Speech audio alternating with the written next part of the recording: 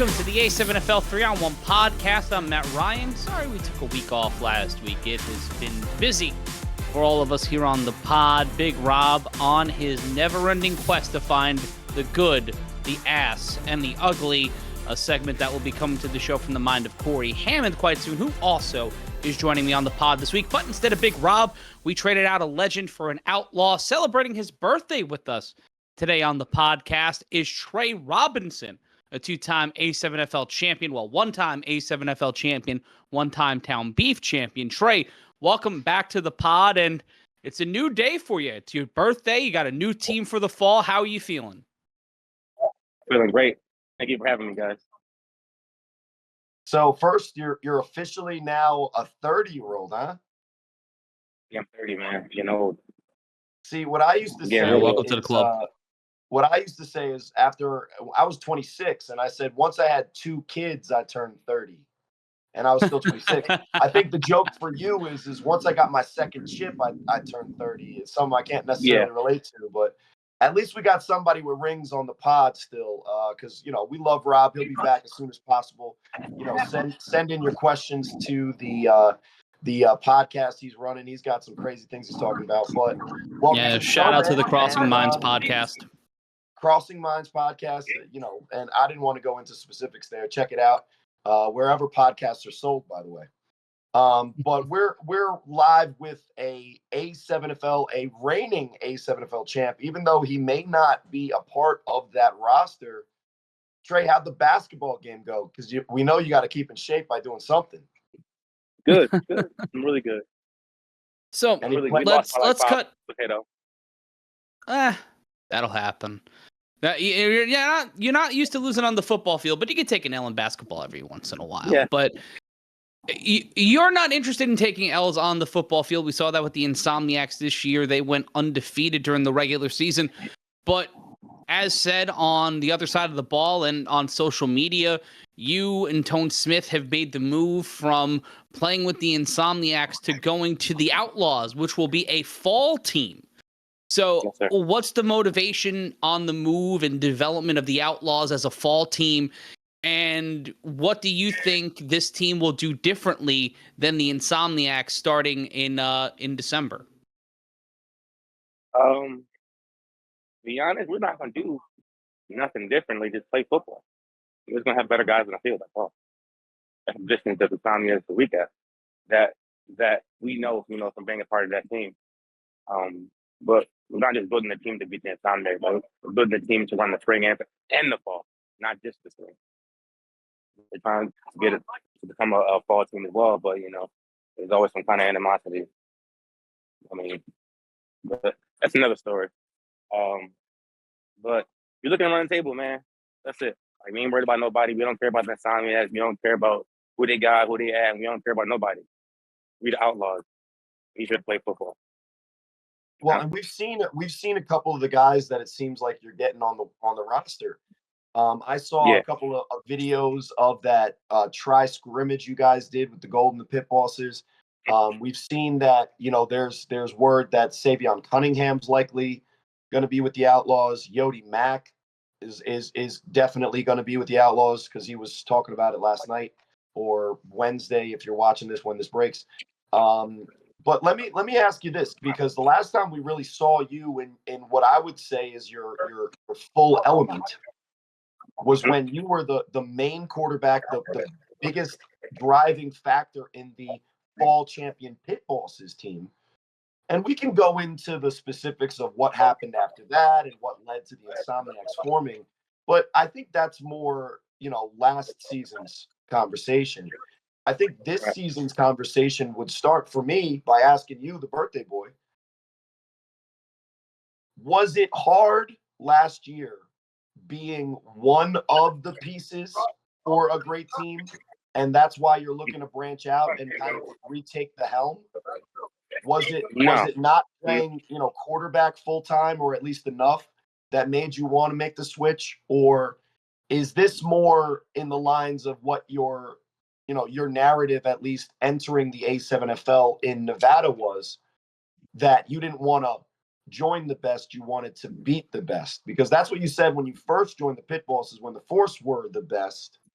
Mhm. What is it? What is it of the three? Was it, wanting to be the bigger part, wanting to be the quarterback, or wanting to beat the best that made you make this switch to the Outlaws?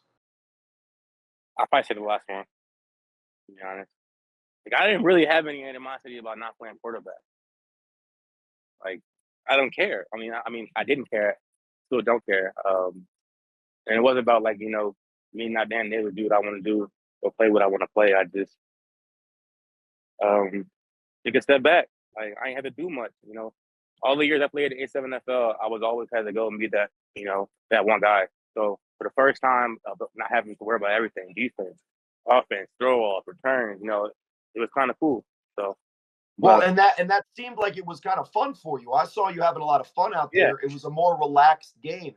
But what would yeah. you say? What would you say you enjoyed as a player more, the run with the pit bosses or the run with the Insomniacs, where you were kind of, not in the back seat, but you weren't Scooter, you weren't No, necessarily RTC.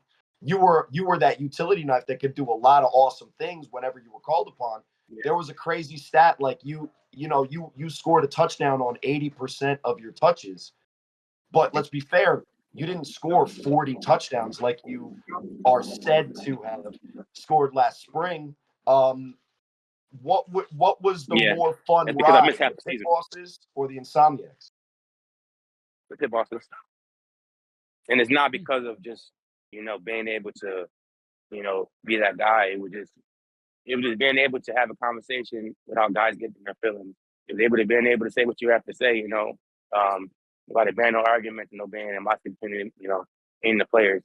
Like, it wasn't no favorites. Like, we all had a goal in mind, to play football. Same shit with Insomniac, but it was just, some people got favorites, So what they say goes. And that's not having a word or me not having a word and what the fuck is going on is like, what's the point of me being here? But it wasn't about Well, nothing on the to field. to pivot to that, as Cory said, on the pit bosses, you were the piece. On the Yeah. Insomniacs, you were a piece.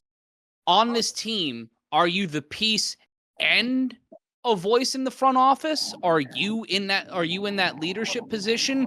Do you feel like you can handle the responsibility of running a team and being the star player? Or are you going to be the star player? Because the one thing that I've seen throughout your time in the A7FL is that you need something to you need a theme, you need that purpose, that drive, and it's winning a chip, it's proving people wrong, it's showing that you can do all these things at once and carry a team like the pit bosses. Where do your priorities and where do your focus lie between now and the end of the fall? Is this a testing ground to see if you can hold not only a leadership position as a player but a leadership position as the manager of the team? No, it's gonna be the same. Man, it ain't gonna be a different. It's kind of the same role as the pit bosses. I did the same thing for the pit bosses, working with Anthony Bartley and whatnot. So at the same time, he couldn't do anything by himself.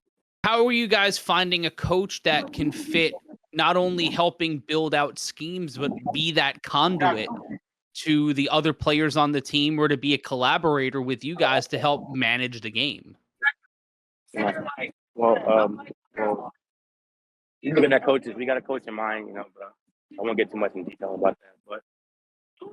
But at the end of the day, it comes from the top, from coaching. So at the same time, everybody has to be on the same page. But that's what the coaches. You're talking about coaches. It's actually one of the really interesting, reoccurring topics that we talk about. And I think with the Vegas division, we've seen the most diversity in styles.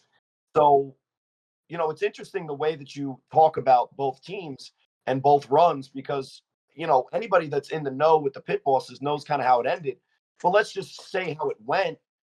The way that Coach Bartley coached is a controversial way to coach in the A7, which is normal football, teaching scheme, accountability, structure. I'm the head of the class, and I'm going to tell you how things are going to go. That's the way that Coach Bartley ran the roster and the pit bosses. It seemed, and to put it in contrast to the way that James runs the Insomniacs, there's a lot of the inherent kind of, it's a negative connotation to say clicks, but you had the TMNT and the Nighthawks and these guys that had relationships playing football for competitive teams before joining the Insomniacs. And James was more of a personality manager than he was the dictator, to be crude about the way that Coach Bartley was. And you see how those seasons both ending up with, success in the championship game that they were allowed to be in the fall and the spring respectively, but both having their pluses and minuses. For instance, a lot of the Insomniacs are staying with the Insomniacs, except for the certain few that seem to be joining you. But with the pit bosses, it almost seemed like a max exodus.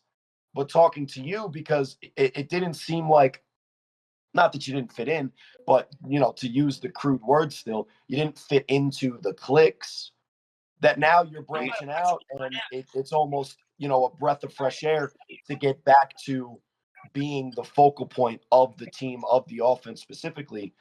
So how do you contrast those guys, and which archetype, the stereotypical football coach, or the A7 personality manager, which do you think is going to be the more successful archetype moving forward, now that we've seen you win with both types? I mean, coach, of course, the coach, you'll have more structure, but at the same time, the players and coaches got to be on the same page. So that being said, saying that it's more Coach Bartley's style that will be more successful. Yeah. And to be clear, I would say that there's a lot of guys that fill that role, in the A7 when you go back and forth. But, Coach Mack kind of comes to mind. People give him flack because he's more of a strength and conditioning guy. But as the CEO, head of the organization, at least he has structure, has a plan. You pick Bartley. Hey, man, Chris Vera might say you're his son, but we're brothers. I mean, look at the side by side. Our facial features are exactly the same. We're twins across. I mean, look, I look at him and I think it's the mirror. I gotta refocus my eyes back on the camera. We had those conversations in the off season. You can be as you could spill as much tea as you want, but you could say that the Coach Bartley thing works better because, in theory, I think it does. It didn't seem to work though, because you guys all left even after winning the chip, and you picked Bartley. Was it something different about Bartley that broke the team up, but the coaching was great, or is there a better way to do the right coaching thing that maybe was missed for the pit bosses? Nah, most of our players, they got a bond with Mike Gray, so when they found out Mike Gray put the team into the league, they all left and went to sickness.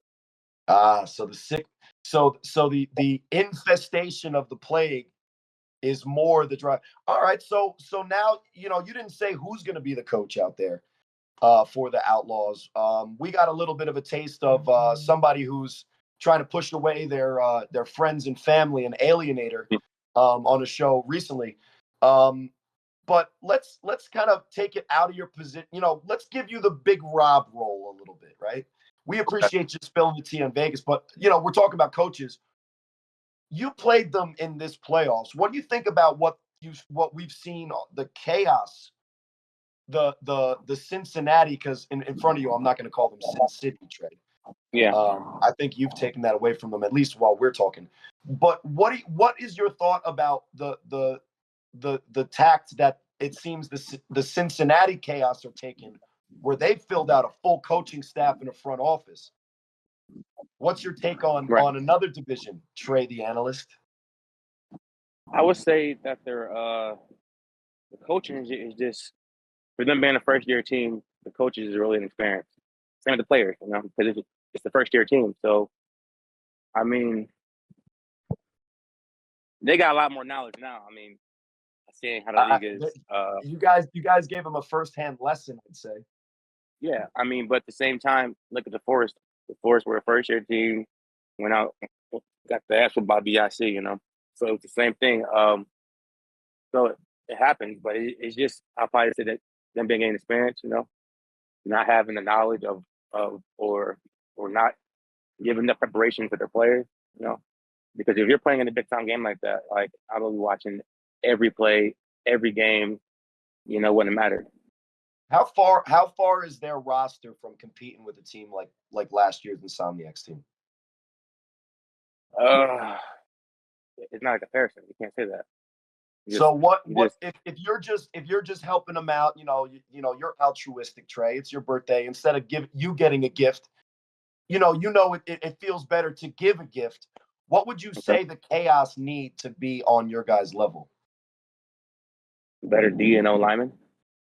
Okay, so the trench warfare. Was there an almost equitable situation in the skill positions?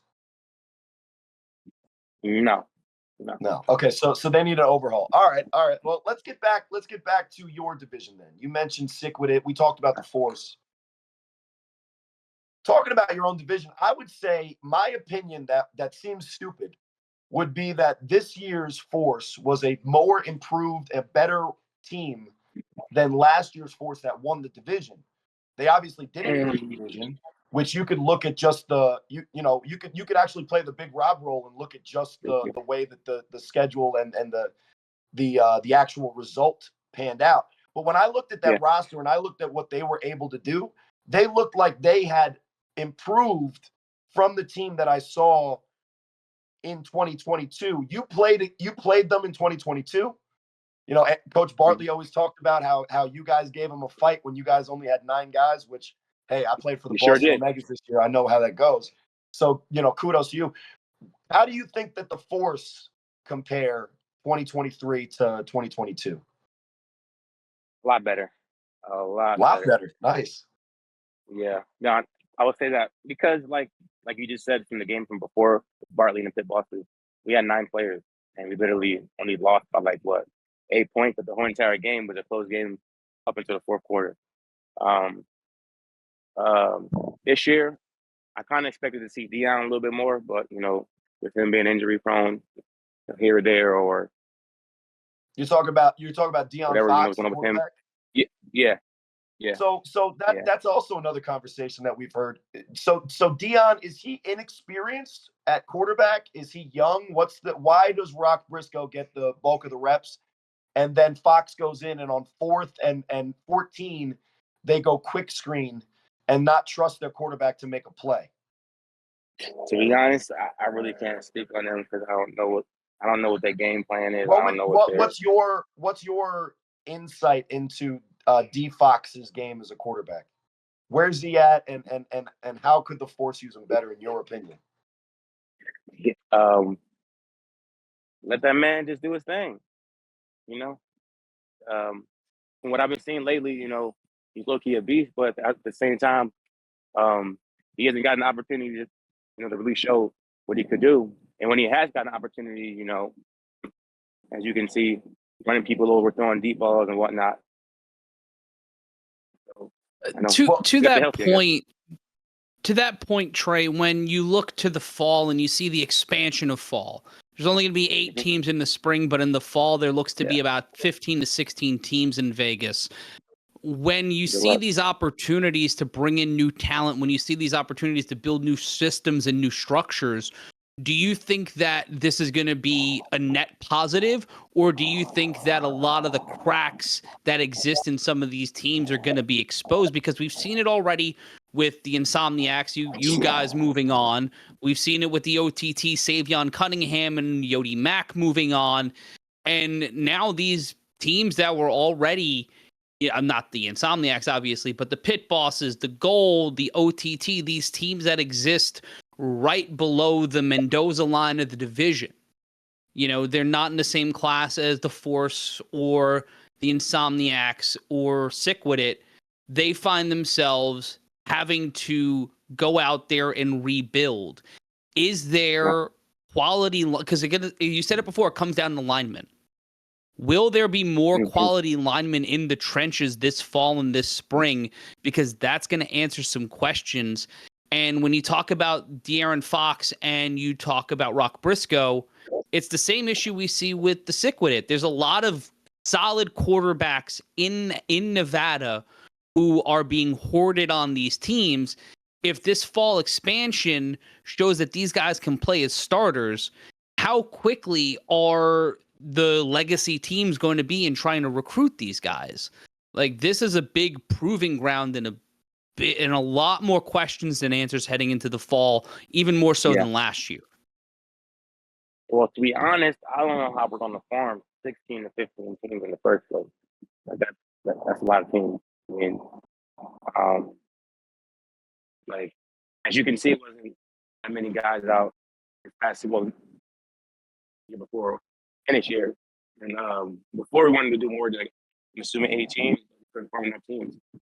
So, but it's going to be scarce for players, linemen, skill guys. It's going to be scarce because Vegas is so small. Everybody know everybody. So it's like, I just don't see it happening, to be honest. So, but do you think that this makes it harder for a team from Nevada to run it back during the spring season next year, the 10th season next year? And we talked about it on this podcast ad nauseum since the end of the season.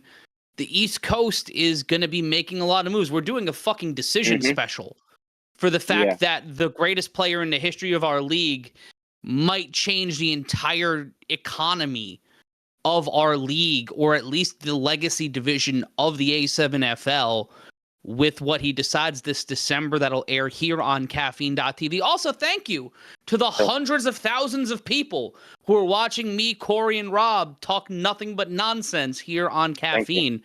So y'all very pretty, and I want to give you all forehead kisses. But back to the very serious question, Trey, does this kind of fuck up the bag a little bit in kind of spacing out these teams and having guys much like yourself, and I don't mean this as an insult, but like create opportunities to where there are power vacuums in this league?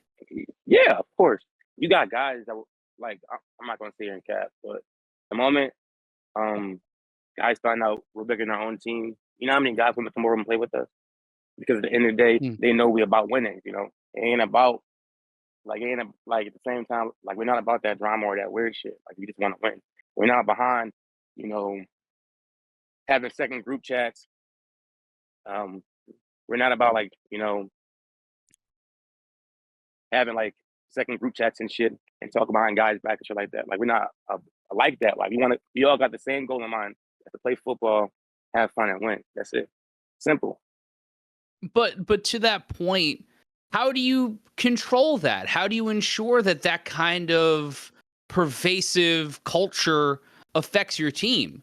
Because you were on a team in the Pit Bosses that could be caustic at times. Anthony Bartley was, you know, someone who definitely was a personality in this league and let everybody know who he was and what he thought, sometimes to the detriment of the team.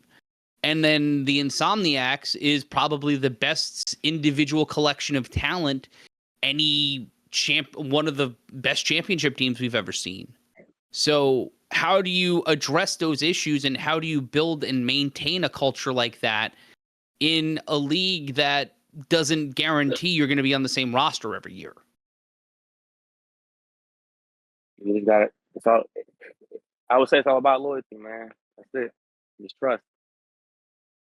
Well, and some of this conversation that we're talking about, I think is, you know, when you have what we, and, you know, it goes back to a couple episodes ago, when you have what we called a super team in a 7-on-7 league, there's only one ball, and there's only what, like 60 offensive plays for guys to share it. And, you know, I will credit you and all of the guys on that roster, because you guys really stayed, at least in season, real focused on the mission. Because if you didn't, then you would have cracked under some of the pressures that you guys faced. Now, you guys, a lot of times, if not every time, except for one or two, maybe, but definitely one is up for debate, maybe, but probably maybe all of them. you guys walked onto the field with a better roster. That's a really good start. But you played football long enough to know that it's not always the better roster in a team game that involves chemistry and timing and precision. Yeah. You guys had that and the talent. So you guys faced a team that also had that and the talent. So do you look at last season, even though you moved on, as a high point of your career? Or are you more frustrated with some of the things that you're kind of alluding to and hinting to that made you leave, that make you think like, man, you know, winning a championship is nice, but with all this going on, you know, I maybe would have wanted to do it a different way on my own terms. Yeah, I'm all about loyalty, man.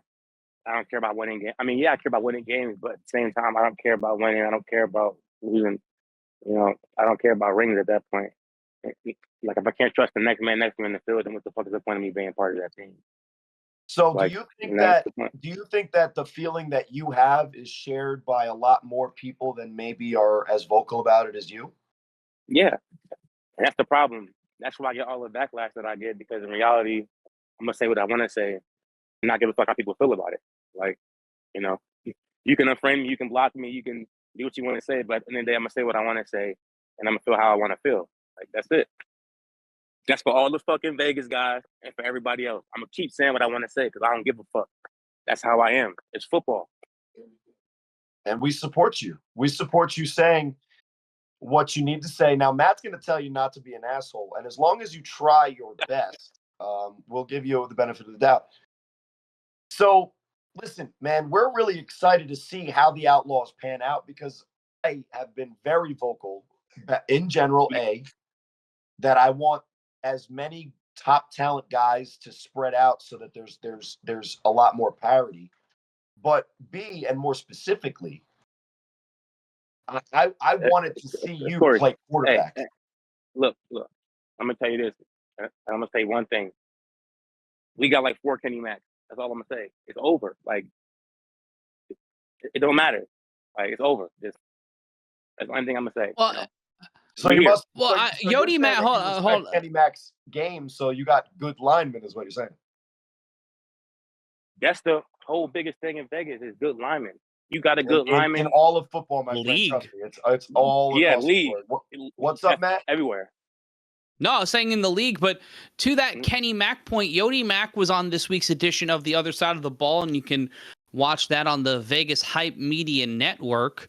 Shout out to the team over there. But Yodi Mack seemed to be the one taking snaps. Like, Trey, what is this offense looking like? You don't have to tell us who are the other players that are coming over if they're not guaranteed yet or nobody wants to announce it, or they want to do some weird sting reveal where they helicopter down or some shit.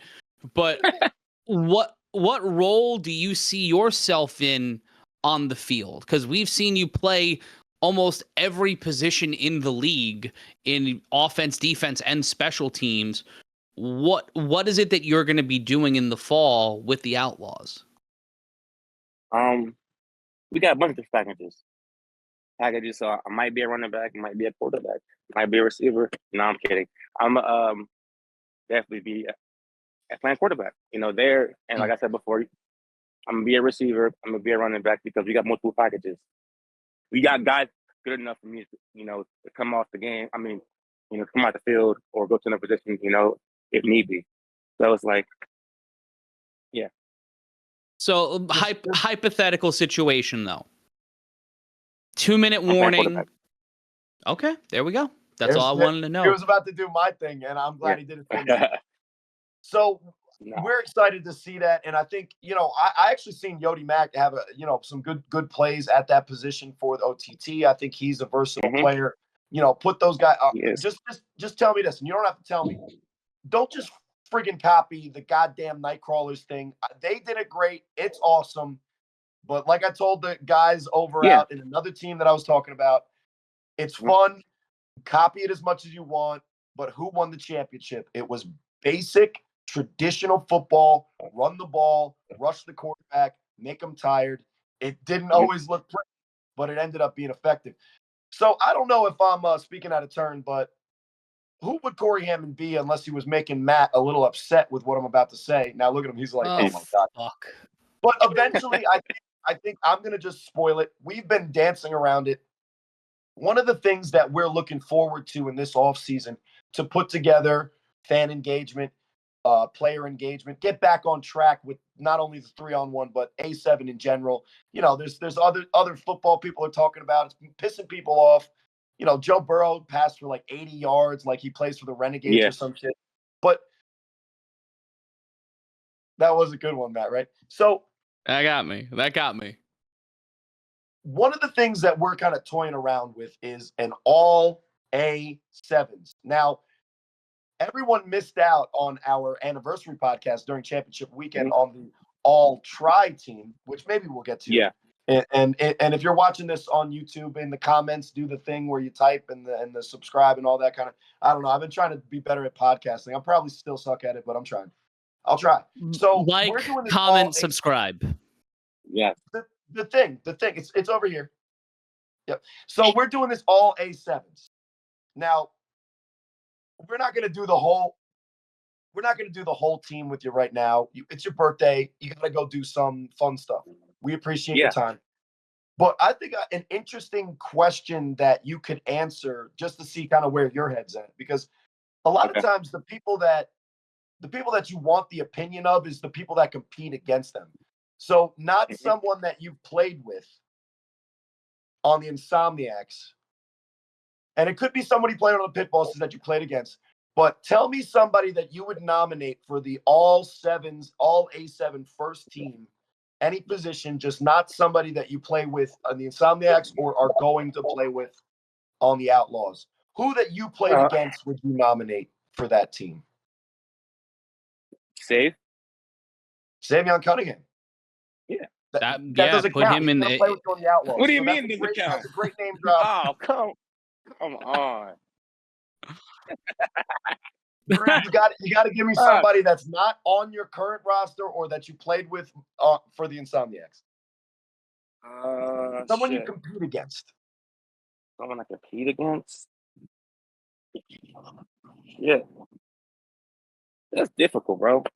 Well, the obvious answer would be either Mark Bagway or Logo Davis. So I'm going to take that out of your no, time out. I thought you meant here in Vegas, not like everywhere. I meant anywhere in the league. Right? Anywhere in the league. You did play them. Okay. I didn't think you were going to pick anybody from the Chaos. So, no. Why I would say so mean? I say Huff. or I'll say the guy from City Animals, linebacker. Forget his name. Wolverine. Trey Baskerville. Oh no, you're talking about Wolverine for the Watchmen. Yeah, Watchmen. Sorry.